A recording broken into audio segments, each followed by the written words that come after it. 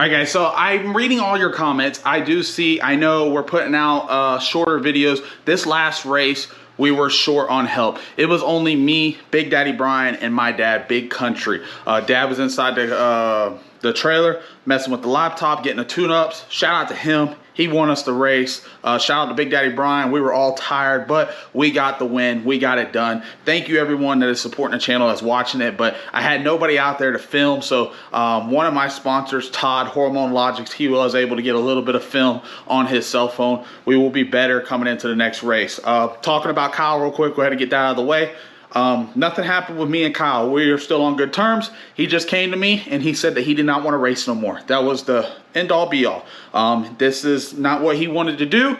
And like I told him, no hard feelings. This is a very tough sport. What we do is very tough. There's a lot of long hours, but there's times where we mess around and we joke and play it off. But it's not for everybody. So I respected him for it. I told him it is what it is. I'm going to get set back a little bit, but I will figure it out. So going into Tulsa, we actually had to beat down a few crew members, plus Kyle. So I had to go ahead and pick up and do a lot of stuff. You know, the valves, doing the motor, make sure everything was good, packing the chutes, which I used to do all the time, but I had trained Kyle to be able to get it done while I was doing other stuff. So Tulsa was a little difficult. Another thing I want to go ahead and talk about was the points at Tulsa.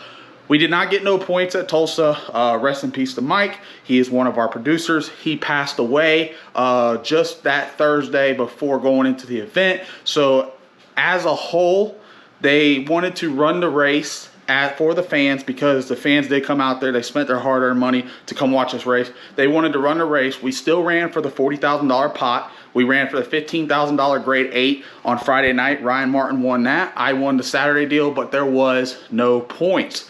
In return, they have added another event. We will be going to Steele, Alabama in October to make up for the points race in Tulsa. I still won the event. I just didn't get no points about it, so I'm happy with that. But like I said, rest in peace to Mike. I do miss him, and we're going to see what we got going on from this point forward. But the car is outside right now because we're going to head out there. We're going to fire it up. We're going to make sure everything's good, and then we're going to talk a little bit about the Tulsa race and what happened to the engine and what we can do to try to prevent it from happening again.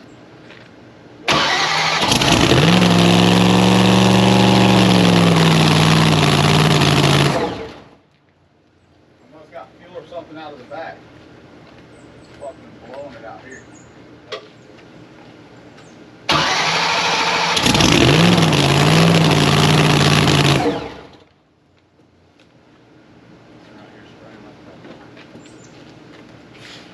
I think that one's spraying out of your injector.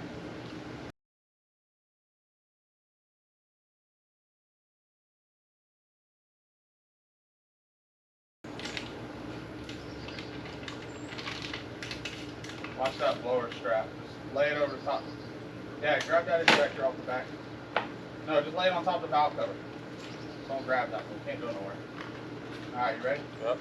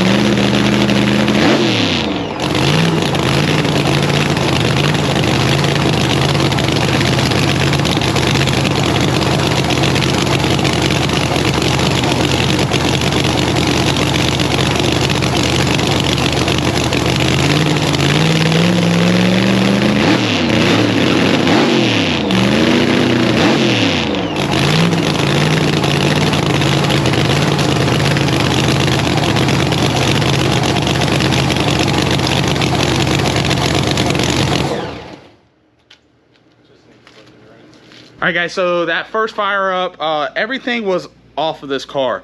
Taking it back to Tulsa, we completely destroyed the motor. Yes, we got the win. We were trying to go faster every round, and luckily Dad was knowledgeable enough to be able to try to get this thing to go faster, but because it was hurting the engine, it was down in performance. And even though we were trying to make it go faster, it was just running the same number, but it was consistent. We were able to get the win. We got it tore down here in the shop. Shout out to Callie Mills, Dwayne Mills Racing, for letting us use their shop. As you can see, her car is back there right now. She's part of Team Swangang as well. We got it tore down. We knocked out 6 of the 8 pistons in this motor. We knocked out every bearing inside the motor, and we messed up a few rods. So I put everything brand new in it. We are still trying to figure out exactly what happened. I'll get my dad to talk about it a little bit. He's gonna know more than I will. But this thing was laying over at the top end, and I was telling him it was laying over. I get out there about 3.3, 3.4 seconds into the run, and this thing would just lay over and fall on its face. But I wanted to get that win, so it was worth it to be able to get the win, but it did cost me a lot of money because we did tear up everything in the motor. This thing coming brand new back from Proline. We only had 11 passes on it, 6 of it being put on in Tulsa, and we completely wrecked everything. So with that being said, we got it back together. We got it fired up outside. We're ready to go. We are going to be testing in Tulsa to make sure we got everything good before we head to Idaho for the next race. We didn't get no points at the last race, but we were able to take home the money, so that was a plus right there. And now she's all fresh, ready to go again, and maybe we'll find out what happened, as in why it took out the motor. We're not 100% sure yet.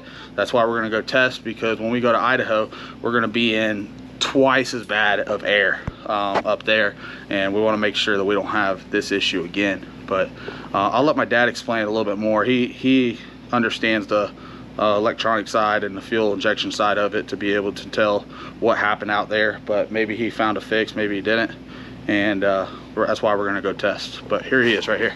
I'll let you tell him how you fucked it up. Well, I don't think I fucked it up, but I was talking with Lee White, and he was looking through some of my data. I looked through some. I wasn't really finding it, but he did find an area where the car has what's called a peak and hold coming out of the ignition box. So what happens is I looked for the volts to see if we was losing power. I mean, obviously you look for fuel, you look for everything. We don't know why. It was just running flat. It'd get out to about 3.5, 3.6 in the run, and it was like you're turning the car off.